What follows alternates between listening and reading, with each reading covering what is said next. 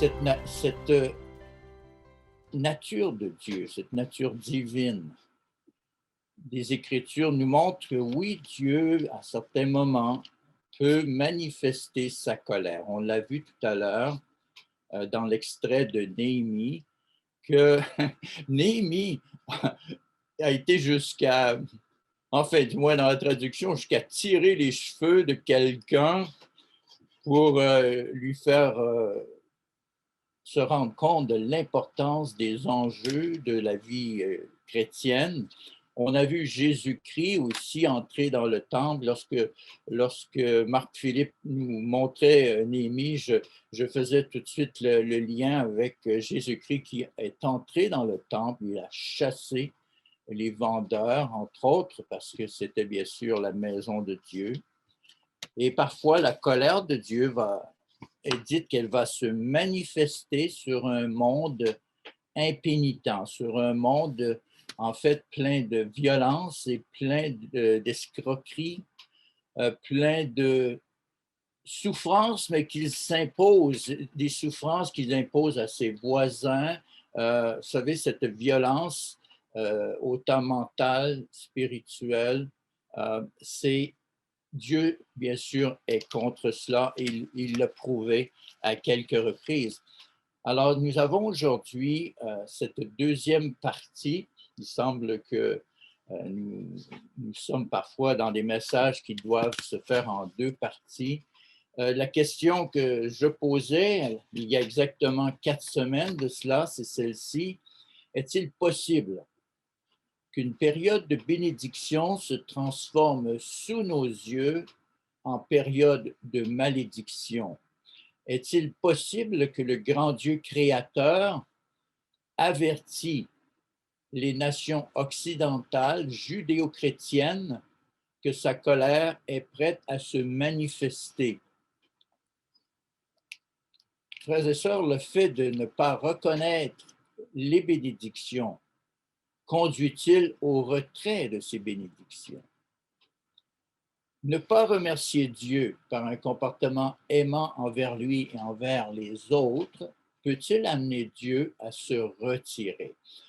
Alors, nous allons aujourd'hui voir d'abord l'exemple de ce que Dieu a dit avec Salomon, qui était, comme vous le savez, le fils du premier roi, on pourrait dire, selon le cœur de Dieu, qui était David.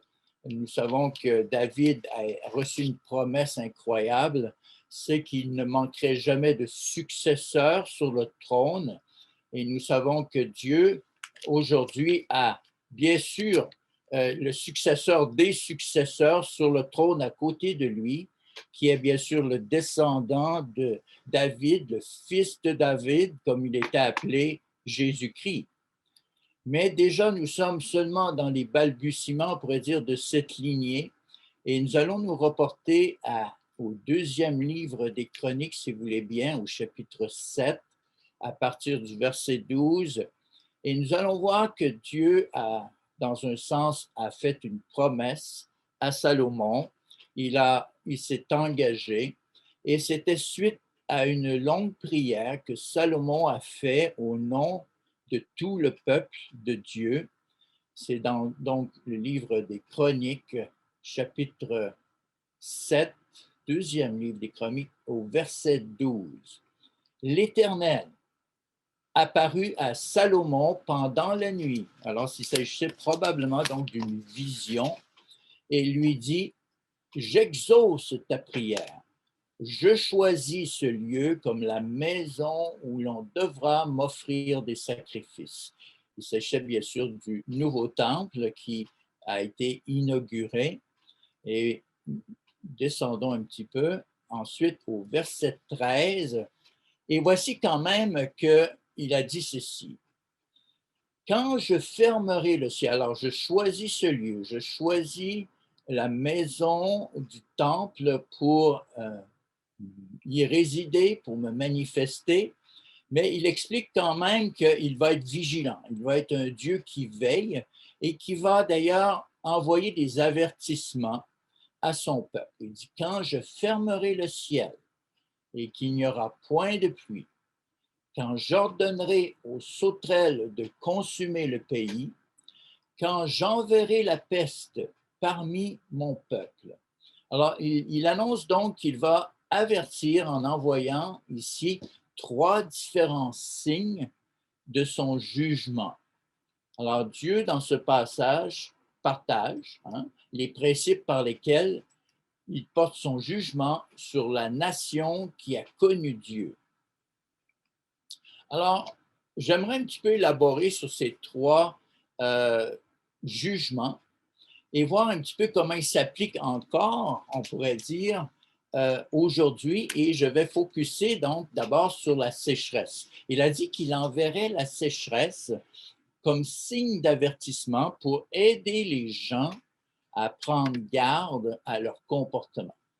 Alors, la sécheresse, ici, je vais partir du Québec.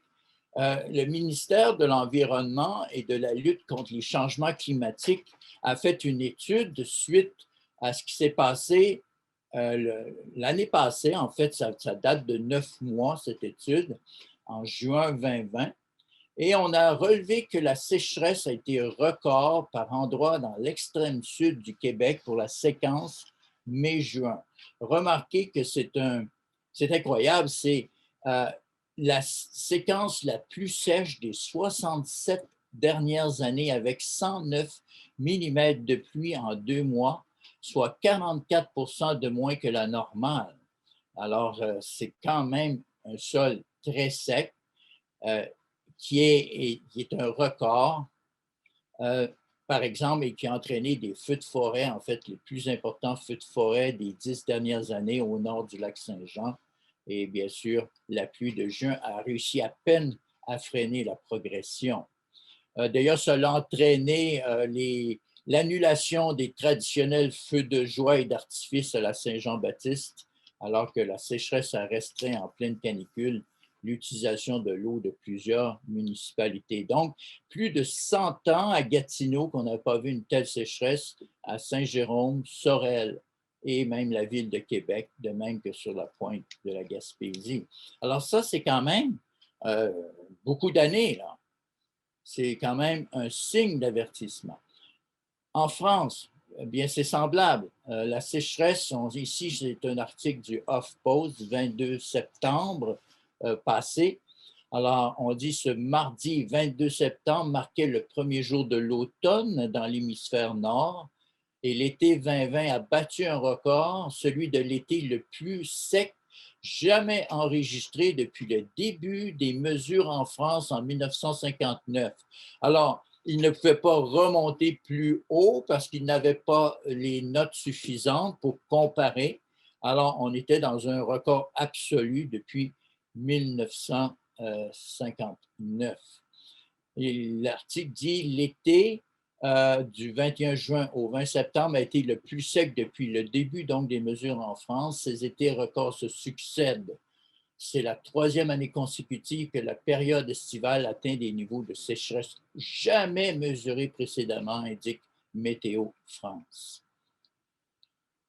On parle aussi, bien sûr, que il y a un déficit de précipitation qui est associé à une chaleur qui classe cet été parmi les tops des 10 étés les plus chauds, qui conduit bien sûr à la sécheresse des sols. On parle de restrictions d'eau que vous, nos frères français, avez vécu dans 79 départements. Je parlais avec M. Fiaboé il y a quelques temps de ça. Il nous disait qu'au Togo, il y avait aussi sécheresse et qu'on craignait même des manques alimentaires.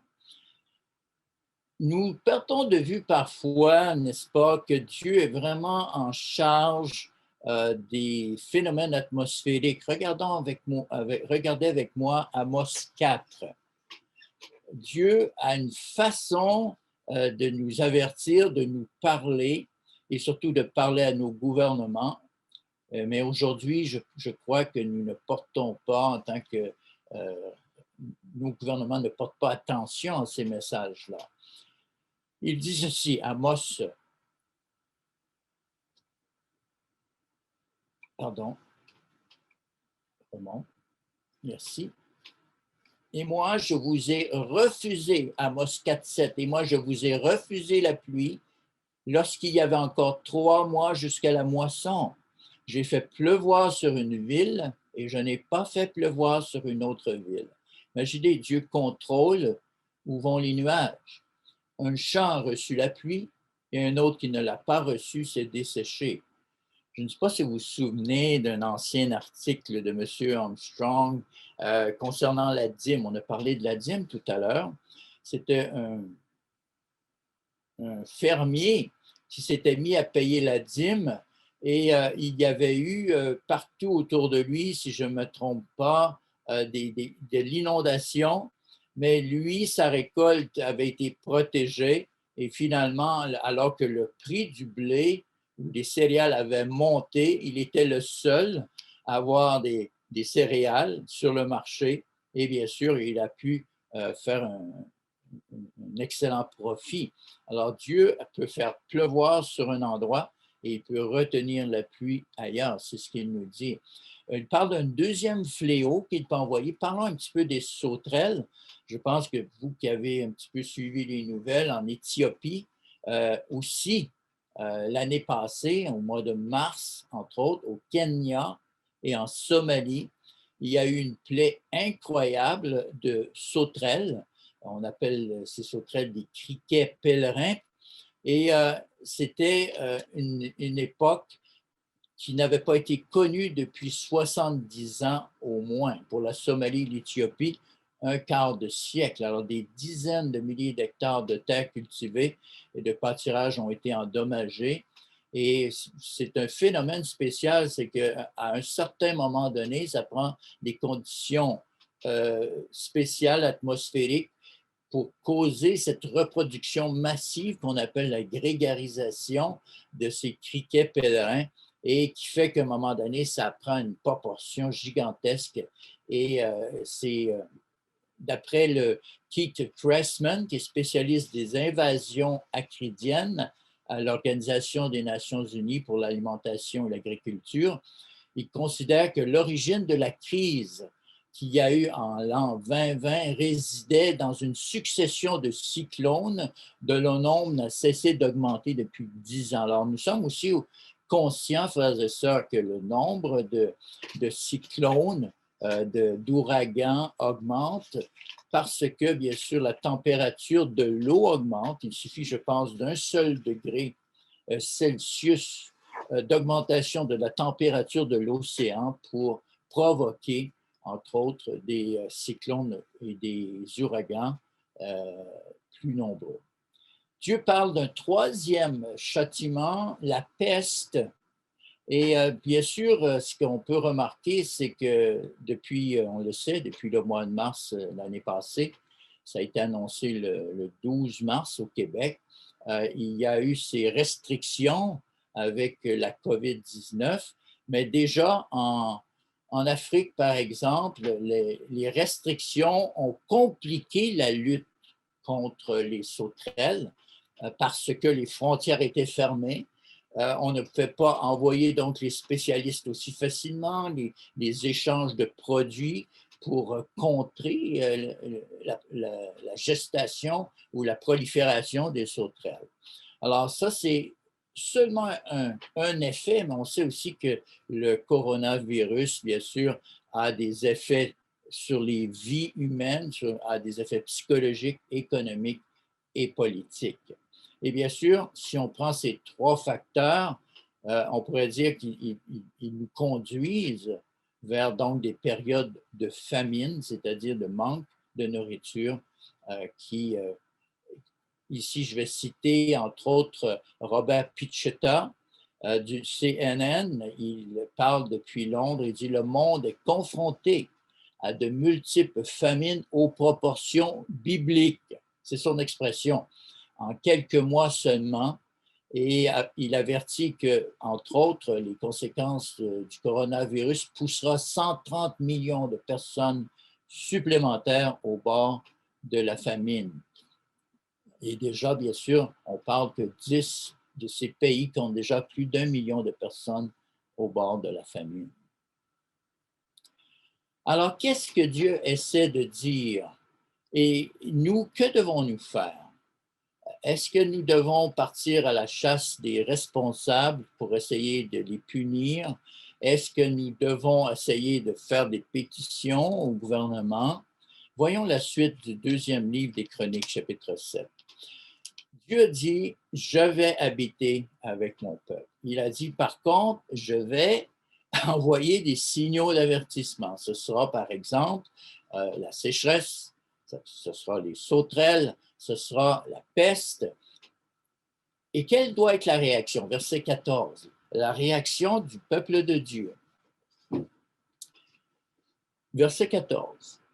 Si mon peuple, sur qui est invoqué mon nom, s'humilie et prie, cherche ma face. C'est ce que nous faisons, frères et sœurs, surtout en route vers la Pâque. Nous sommes à la recherche de Dieu. Nous voulons savoir ce qu'il veut nous dire. Nous voulons savoir ce qu'il veut dire à son Église. S'il se détourne de ses mauvaises voies, et nous avons eu quelques exemples tantôt de mauvaises voies qui nous ont été expliqués par Marc Philippe. Le fait que nous pouvons nous faire un peu trop emporter par les pressions du travail ou du monde. Je l'exaucerai des cieux. S'il se détourne, s'il cherche ma face, je l'exaucerai des cieux. Je lui pardonnerai son péché et je guérirai son pays. Alors, frères et sœurs, c'est bien sûr pour le peuple de Dieu dans l'ensemble. Et aujourd'hui, bien sûr, ça s'applique à l'Assemblée de Dieu, qui est l'Église de Dieu. Est-ce que nous sommes à l'écoute de ce que Dieu essaie de dire à son Église? Je pense que oui. Je pense toutefois que nous devons le chercher encore avec plus d'intensité sur le chemin de la dernière Pâque de Jésus-Christ.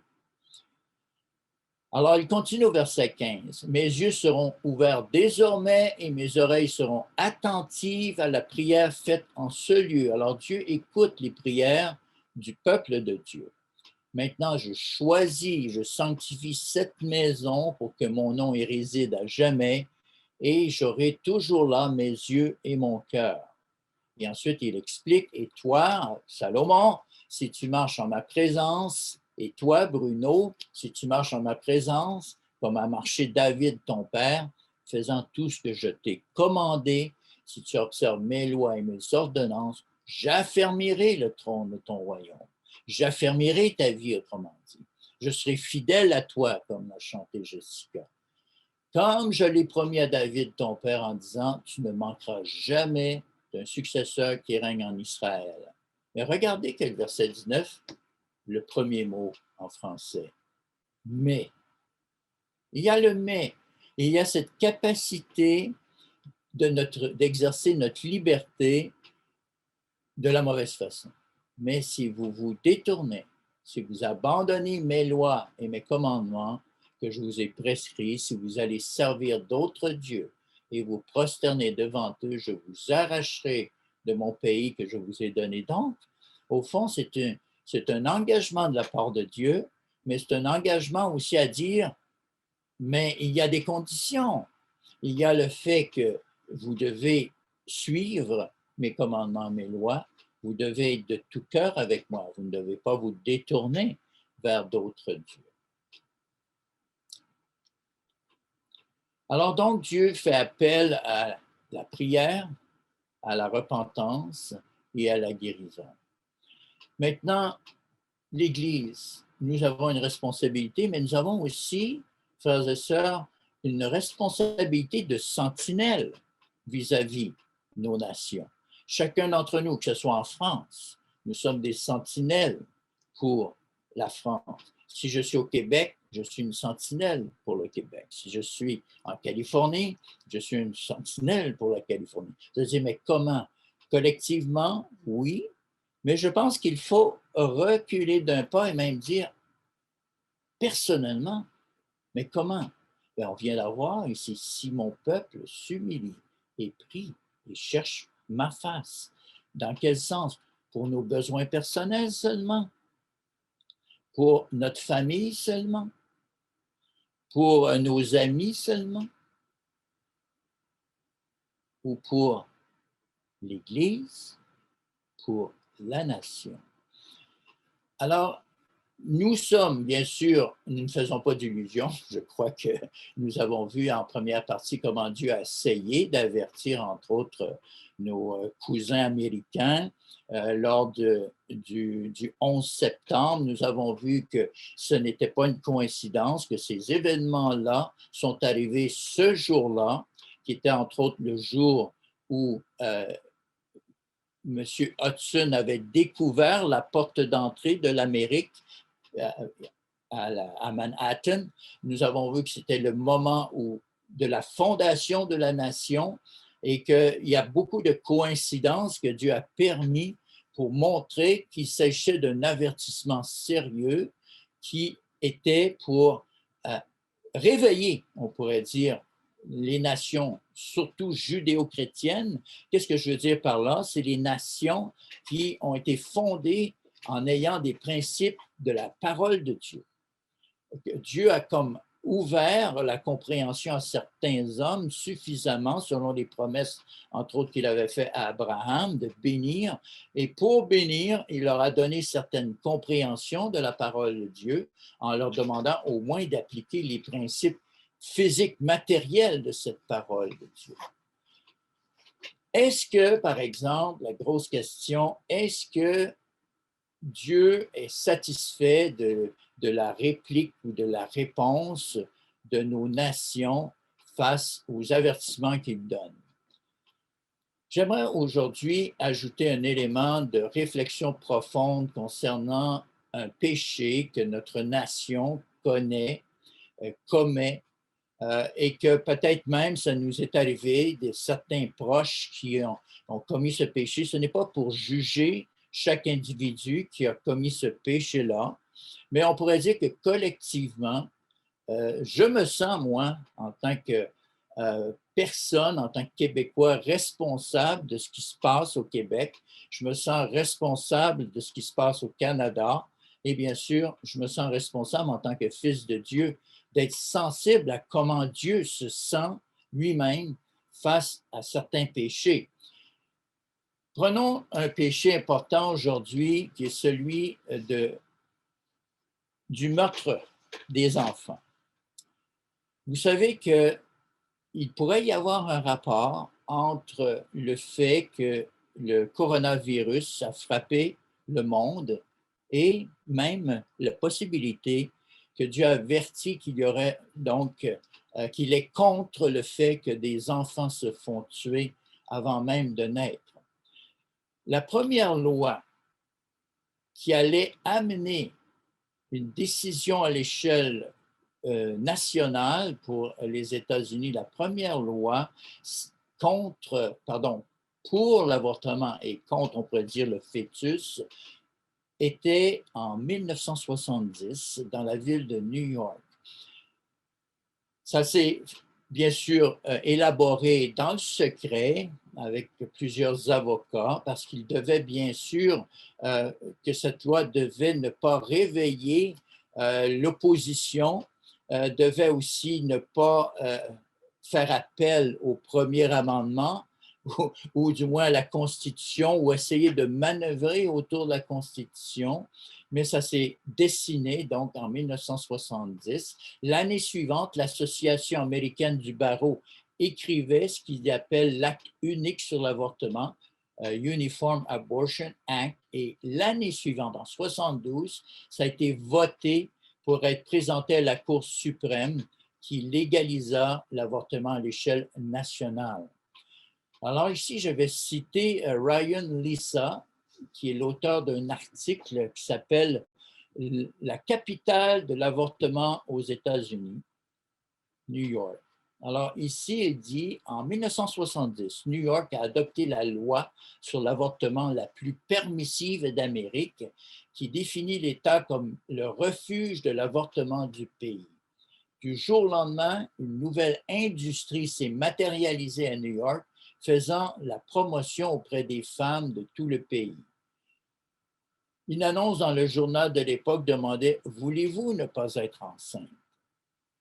Et là, bien sûr, cet article-là date quand même d'un certain nombre d'années, mais il dit New York, maintenant, a le taux d'avortement le plus élevé d'Amérique.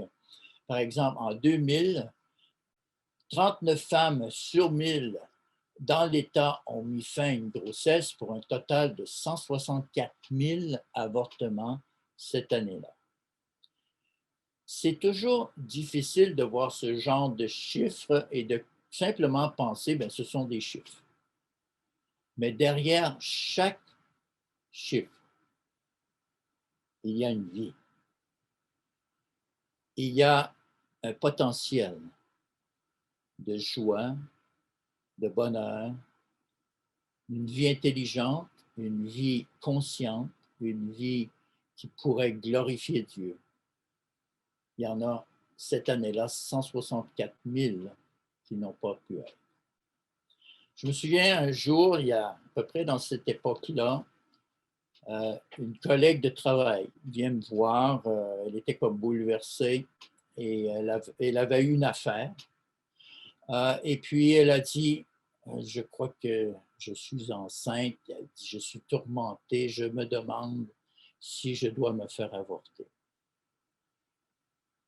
Ouf, c'était ma première situation, et pourtant ça existait depuis longtemps, là, où une personne venait me voir et voulait comme avoir mon soutien dans ces moments-là. Et elle était vraiment désemparée. Et je vous avoue que sur le coup, je ressentais ce qu'elle ressentait, mais je ne savais pas quoi lui conseiller parce qu'elle était déjà mère, elle avait des grands-enfants.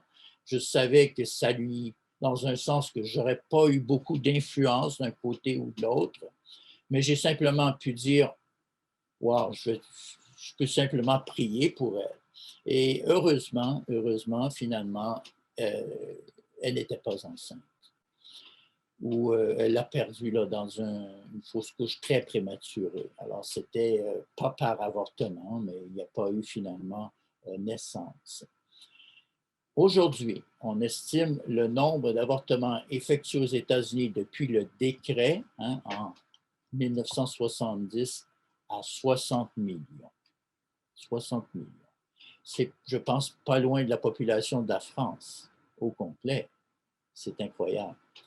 Regardez avec moi le livre de l'Exode. Vous allez voir un peu le principe de Dieu à l'œuvre, comment Dieu considère la vie. Exode 1, verset 22, c'est un moment sombre dans l'histoire du peuple d'Israël. Et je dirais sombre surtout dans l'histoire du peuple de l'Égypte. Pourquoi? Parce que l'Égypte était l'hôte, avait accueilli Israël à ses débuts, alors qu'ils étaient peu nombreux. Ce peuple se multipliait, se développait, et à un moment donné, un nouveau gouvernement a eu peur de cette expansion de ce peuple-là, et il a pris une décision, verset 22. Pharaon, qui était le roi d'Égypte, donna cet ordre à tout son peuple. Remarquez que c'est une participation collective. Vous jetterez dans le fleuve tout garçon qui naîtra, on parle des garçons du peuple d'Israël, et vous laisserez vivre toutes les filles. Donc, on faisait une sélection et on avait décidé de faire mourir tous les garçons. Et quelle a été la première plaie, frères et sœurs, qui a frappé l'Égypte? Voyons Exode chapitre 7, verset 20. Dieu, dans un sens, va avertir par la première plaie qu'il y a eu un vice incroyable dans le peuple égyptien, dont, bien sûr, le peuple de Dieu a été, dans un sens, a été accablé. Alors, ici, le premier fléau est celui-ci, au verset 20, ou la première plaie. Moïse et Aaron firent ce que l'Éternel avait ordonné. Aaron leva la verge et frappa les eaux qui étaient dans le fleuve sous les yeux de Pharaon et sous les yeux de ses serviteurs, et toutes les eaux du fleuve furent changées en sang. Les poissons qui étaient dans le fleuve périrent, le fleuve se corrompit, les Égyptiens ne pouvaient plus boire l'eau du fleuve, et il y eut du sang dans tout le pays d'Égypte. Mais vous savez où étaient jetés les petits garçons israélites? Ils étaient jetés dans le fleuve du Nil. Et un jour, le fleuve du Nil a montré le sang, est devenu le sang. Dieu avertissait les Égyptiens, il y a eu un péché grave dans le pays. Et quel fut le... Ensuite, il y a eu les 8 coups qui ont convergé jusqu'au 10e. Et quel fut la dernière plaie? Voyons le livre de l'Exode, chapitre 12, verset 29. Mais Dieu avertit, au milieu de la nuit. Et là, nous approchons cette époque-là dans l'histoire parce que nous savons qu'il s'agissait de la nuit de la Pâque, que cet événement-là s'est produit. Le peuple d'Israël a été protégé, on le sait, par le fait qu'il y a eu le sacrifice d'un agneau dans chaque famille. On se regrouperait, une dizaine de personnes, et on mettait le sang sur le linteau, sur les côtés de la porte, et on disait au peuple de Dieu, restez dans la maison cette nuit-là. Au fond, c'était un couvre-feu d'une nuit. Alors, au milieu de la nuit, l'Éternel frappa tous les premiers-nés dans le pays d'Égypte, depuis le premier-né de Pharaon assis sur son trône jusqu'au premier-né du captif dans sa prison et jusqu'à tous les premiers-nés des animaux. Vous allez dire, ouais, mais qu'est-ce que les animaux ont eu à faire là-dedans? Est-ce que c'est vraiment tous les Égyptiens qui ont, dans un sens, jeté les petits garçons israélites dans le fleuve? Dieu a une façon de voir les choses différentes de la nôtre. Dieu essaie, et il est le maître de la vie et de la mort. Bien sûr, il est celui qui veut enseigner, il veut conduire éventuellement tout le monde au salut, mais il essaie d'avertir une nation et il montre que comme le peuple, comme ses dirigeants ont accepté de participer collectivement à ce meurtre des enfants, ainsi le châtiment frappe tout le monde. Un autre exemple, allons dans le livre de Jérémie. Donc, nous avons l'exemple des Égyptiens qui sont avertis après avoir commis de se repentir, qui ne le font pas. Et finalement, bien sûr, il y a la 10e plaie en Égypte. Regardez avec moi le livre de Jérémie, chapitre 19. Ici, il s'agit, on change complètement. Là. Ce ne sont plus les Égyptiens qui commettent ce genre d'abomination, ce sont les Israélites eux-mêmes. C'est le peuple de Dieu lui-même. Verset 19. Ainsi a parlé l'Éternel, va et achète d'un potier un vase de terre et prends avec toi des anciens du peuple et des anciens des sacrificateurs. Rends-toi dans un endroit qui s'appelle la vallée de Ben-Hinnom, qui est à l'entrée de la porte de la poterie, et là tu publieras les paroles que je te dirai. Alors Dieu demande à Jérémie de faire une démonstration avec les anciens, donc des responsables, pour dire, je vais donner un message d'avertissement. Tu diras, écoutez la parole de l'Éternel, roi de Juda, et vous, habitants de Jérusalem, ainsi parle l'Éternel des armées, le Dieu d'Israël, voici, je fais venir sur ce lieu un malheur qui étourdira les oreilles de quiconque en entendra parler. Pourquoi? Ils m'ont abandonné. Ils ont profané le lieu, ce lieu où il a dit, je vais y mettre mon nom. Ils ont offert de l'encens à d'autres dieux. Si on regarde l'histoire des pays judéo-chrétiens, que ce soit la France, que ce soit le Canada, que ce soit le Québec, les États-Unis, les principes fondateurs de ces nations, les lois qui ont été votées, étaient la plupart en relation avec la Bible. On regarde, par exemple, la Constitution du Canada, c'est vraiment dit que le droit est fondé sur Dieu. Ça fait, moi, au moins là, 30 ans que je n'ai pas entendu un seul juge ou un seul avocat citer ce premier article. On n'aime pas. Ça froisse les gens, je ne sais pas. Est-ce qu'on s'est détourné de ce que nous avions reçu en tant que nation pour aller servir d'autres dieux en tant que nation? Regardez le verset 5. Ils ont bâti des hauts lieux à Baal. Et vous savez que le mot Baal, ça veut dire Seigneur. Hein? Ils ont bâti des hauts lieux au Seigneur pour brûler, regardez, leurs enfants au feu en holocauste à Baal. Écoutez, ça se passait du temps de Jérémie. Tu sais, quand on dit que Jérémie était prophète et qu'il avait des jours difficiles, mais Jérémie aussi a vu les péchés de son père. Il dit, ils ont bâti des hauts lieux à Baal, donc pour brûler leurs enfants au feu en holocauste à Baal, ce que je n'avais ni ordonné ni prescrit, ce qui n'était point venu à la pensée. Comment? Mettons-nous à la place de Dieu qui donne à son peuple des bénédictions, qui met son nom sur le temple, qui a des chants dans le temple de Dieu avec les Lévites et tout ça, mais qu'avec le temps, les gens vont introduire des faux dieux. On l'a vu, hein, avec Néhémie, c'était déjà revenu après le retour on se glissait dans des alliances avec d'autres nations. Il dit, j'avais jamais pensé que vous feriez cela en mon nom, brûler des enfants au feu en holocauste. C'est pourquoi, voici, dit-il au verset 6, les jours viennent, dit l'Éternel, où celui ne sera plus appelé Tophet et la vallée de Ben-Hinnom, mais on l'appellera vallée du carnage.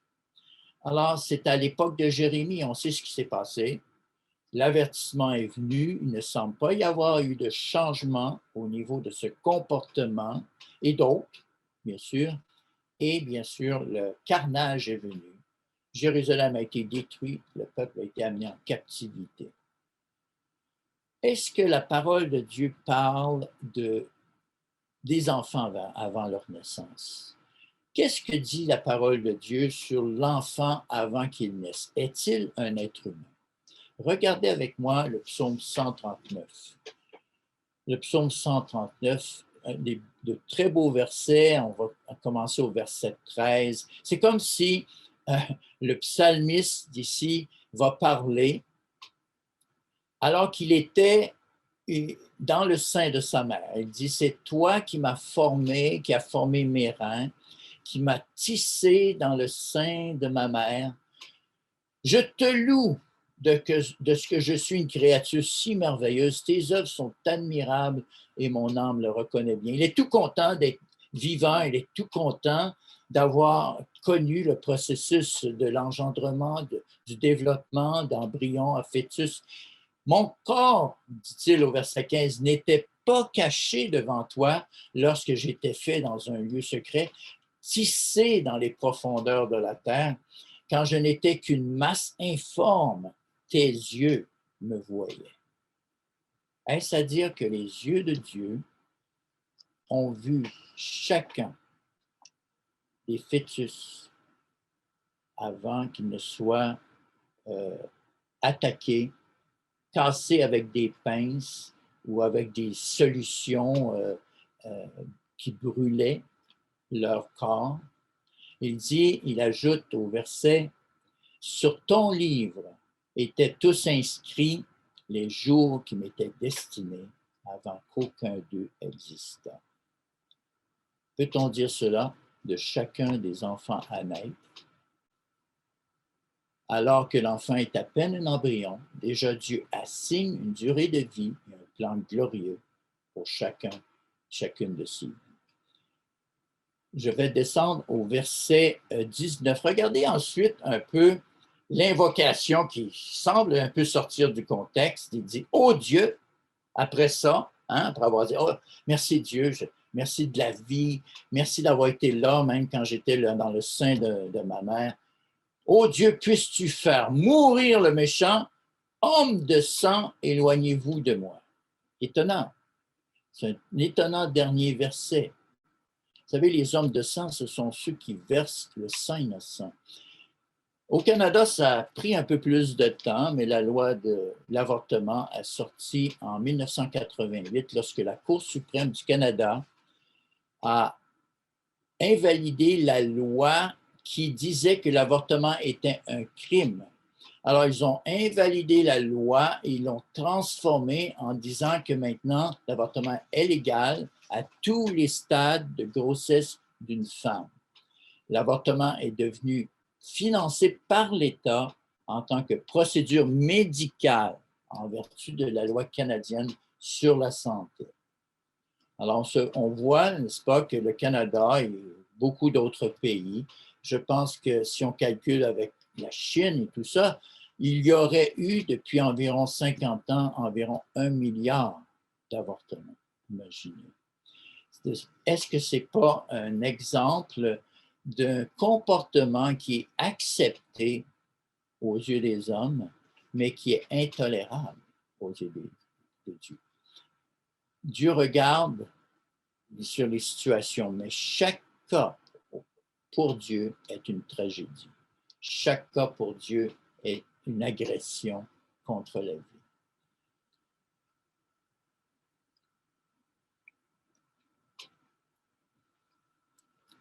Je ne sais pas si vous saviez qu'en 2015, sur l'Empire State Building, il y a eu une projection pendant quelques minutes d'un spectacle lumineux avec une image et on a affiché pendant plusieurs minutes une image d'une déesse et c'était la déesse de la mort. Quelles sont les circonstances qui ont amené à faire cette projection sur un très grand building à New York? Je ne sais pas. Mais on regarde ce genre de comportement et on regarde un verset, par exemple, on ne s'y reportera pas, mais je vais le lire pour vous dans Deutéronome chapitre 4. Il dit, c'est Dieu qui parle à son peuple, il dit, puisque vous n'avez vu aucune figure le jour où l'Éternel vous parla du milieu du feu à Horeb, veillez attentivement sur vos âmes de peur que vous ne vous corrompiez et que vous ne vous fassiez une image taillée, une représentation de quelques idoles, la figure d'un homme ou d'une femme, la figure d'un animal. Alors Dieu est là, il avertissait son peuple et qu'est-ce qu'on voit? Un comportement opposé à ce que Dieu a fait.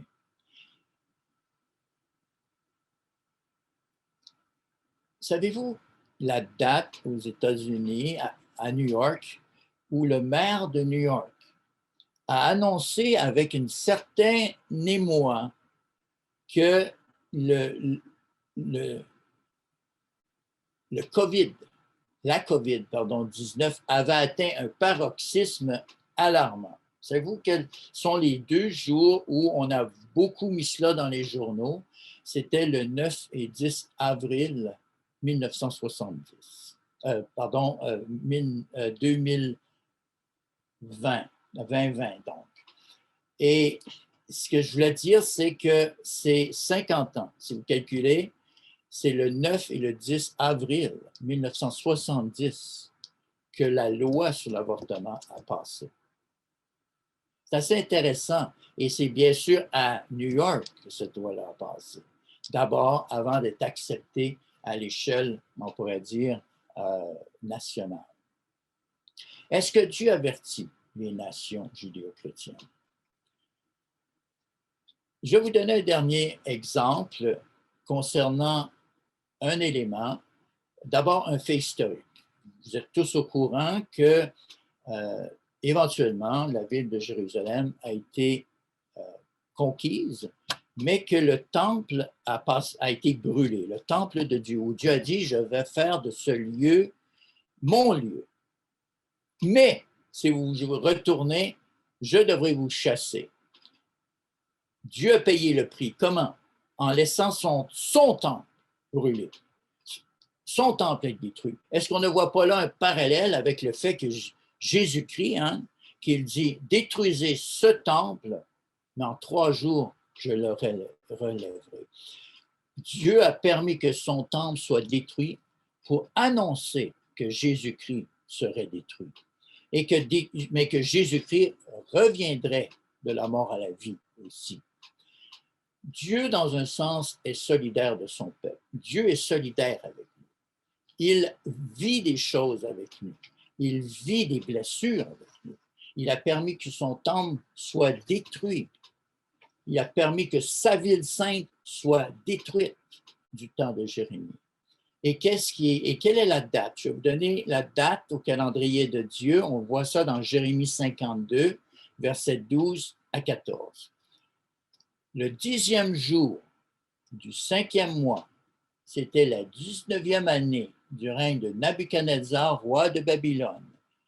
Nebuzaradan, chef des gardes, on pourrait dire que c'était le grand général en chef des armées là, de l'Empire mondial de l'époque. Chef des gardes au service du roi de Babylone vint à Jérusalem, il brûla la maison de l'Éternel, il brûla la maison du roi et toutes les maisons de Jérusalem, il livra au feu toutes les maisons de quelque importance, toute l'armée des Chaldéens qui était avec le chef des gardes démolit toutes les murailles formant l'enceinte de Jérusalem. C'était comme pour dire maintenant la ville n'existe plus, la protection n'existe plus. C'est sûr que les murailles, frères et sœurs, représentent la protection. On sait qu'une des choses pour laquelle Néhémie est venu à Jérusalem, c'était pour rebâtir ces murailles de protection. Et qu'a-t-il fait? Il a travaillé avec le peuple, mais on a vu aussi que derrière son travail, il y avait des principes spirituels.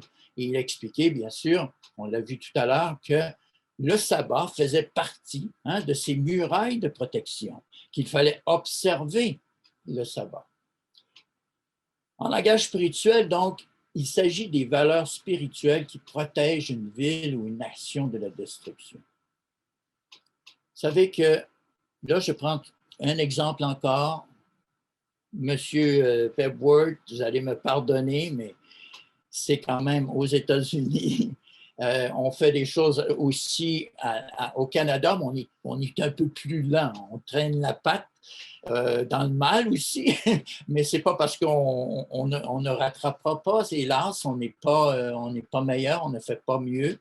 Mais aux États-Unis, le 26 juillet 2015, il y a donc cela, ça va faire 5 ans en juillet, les gardiens de la loi et de la moralité ont transformé officiellement la valeur divine du mariage donné par Dieu à l'origine pour la race humaine. Et on connaît quelle est cette loi du mariage. L'homme quittera son père et sa mère, s'attachera à sa femme. Et Jésus-Christ a dit, ils ne sont plus deux, ils sont une seule chair, que l'homme ne sépare pas ce que Dieu a joint. Et en transformant la définition biblique du mariage, en brouillant, on est allé sur un territoire qui appartient à Dieu. Et le juge dissident, il y a eu un juge qui a été dissident de cette décision, il s'appelait Samuel Alito, a dit ceci, c'est un avertissement qu'il a lancé, il dit « La décision d'aujourd'hui sera utilisée pour vilipender les Américains qui ne veulent pas adhérer à la nouvelle orthodoxie. Elle sera exploitée par ceux qui sont déterminés à éliminer tout vestige de dissidence. Ceux qui s'accrochent à de vieilles croyances risqueront d'être étiquetés comme fanatiques et traités comme tels par les gouvernements, les employeurs et les écoles. En imposant ses propres points de vue de l'ensemble du pays, la majorité de la Cour facilite la marginalisation des nombreux Américains qui ont des idées traditionnelles. Et je pense qu'il veut dire par idées traditionnelles, il veut dire des idées bibliques, des idées selon les Saintes Écritures. Alors, c'est un coup majeur que l'État a porté aux Saintes Écritures. Et ça s'est fait. Et quelle est cette date? Si vous regardez, programmez le 26 juillet, c'est moi encore, 26 juillet 2015, programmez 26 juillet 2015 avec un calendrier hébraïque et vous allez voir que ce jour-là, c'était le jour de la chute du temple, de la destruction du temple et de la destruction des murailles de Jérusalem. Étonnant. Est-ce que Dieu est constant? Est-ce que Dieu est là? Est-ce que Dieu est dans l'histoire? Est-ce que Dieu est dans nos vies? Ici, je cite un article de Scott Ashley, ensuite nous conclurons. Scott Ashley, comme vous savez, est l'éditeur de Beyond Today, la revue. Il dit « Les paroles du juge Alito se sont révélées prophétiques. Les individus et les organisations qui défendent les valeurs bibliques, comme nous le faisons dans le magazine Beyond Today et à la télévision, sont qualifiés de fanatiques, de haineux, d'homophobes et bien pire. Dans la culture d'annulation d'aujourd'hui, les opinions dissidentes telles que la nôtre sont systématiquement réduites au silence. Et cela ne fera qu'empirer. La prophétie biblique nous dit qu'à un moment donné, notre voix sera également réduite au silence. Alors, frères et sœurs, c'est dans ce contexte-là que nous avançons vers la Pâque. Nous sommes même, on pourrait dire, en train de se demander, est-ce que nous pourrons faire la Pâque en personne?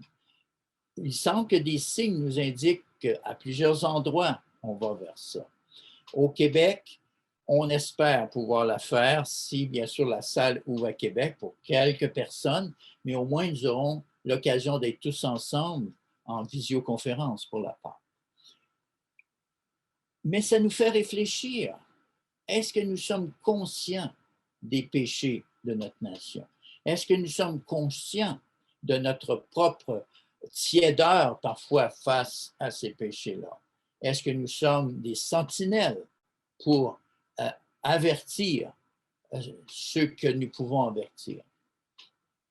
Donc, en conclusion, alors que nous approchons de la saison de la Pâque, de ce moment où Jésus entamait sa dernière montée vers Jérusalem pour y donner sa vie, est-ce que nous sommes prêts, personnellement, à rechercher sa face, à nous humilier, à prier pour implorer sa grâce? J'aimerais qu'on conclue avec une dernière écriture dans 2 Corinthiens, chapitre 13, verset 4. Je pense que M. Victor Kubik fait référence à cette écriture dans cette lettre qu'il a envoyée en 2 parties. Chapitre 13, versets 4 et 5. Il parle de Jésus-Christ, car il a été crucifié à cause de sa faiblesse. C'est-à-dire, Christ a été crucifié parce qu'il s'est rendu homme. Il a permis de devenir vulnérable. Il s'est permis d'être exposé à la souffrance et bien sûr aussi à la punition et à la méchanceté des hommes. Mais maintenant, aujourd'hui, ajoute-t-il, il vit par la puissance de Dieu. Nous aussi, nous sommes faibles en lui, mais nous vivrons avec lui par la puissance de Dieu pour agir envers vous. Et là, il nous dit, examinez-vous vous-même pour savoir si vous êtes dans la foi. Éprouvez-vous vous-même. Ne reconnaissez-vous pas que Jésus-Christ est en vous? Comment puis-je reconnaître que Jésus-Christ est en moi? C'est examinez-vous vous-même pour voir si vous êtes dans la foi.